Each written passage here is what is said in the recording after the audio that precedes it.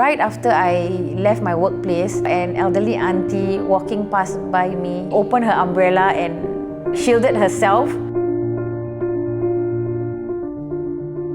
Hi, I'm Aishah.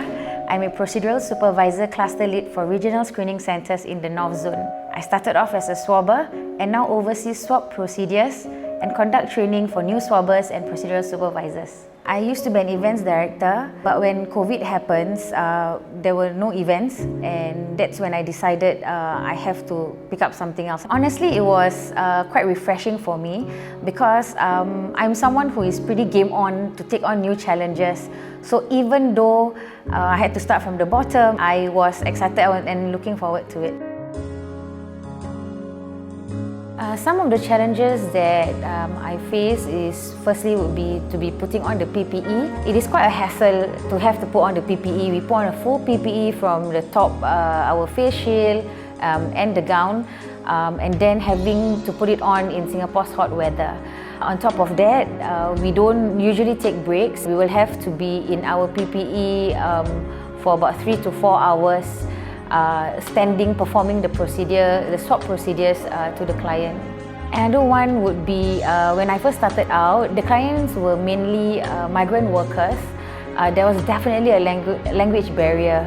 Many times they couldn't understand what we were asking them or what we were saying. So over time, we managed to explain to them through hand gestures as well as using the posters that HPB provides. That has different languages. Some of the things that I did is to actually learn simple basic greetings in different languages, in Burmese, in Thai, in Tamil, and in Mandarin, so that I can break the ice with the migrant workers. Once I was serving a very nervous client. You can tell from the way he responds, how tense he was. This is something that a lot of clients do when they are being swabbed. They actually hold their breath. So I told him to continue breathing normally, and then I gave him light taps on his shoulder. It's just a little touch to reassure him throughout the entire procedure.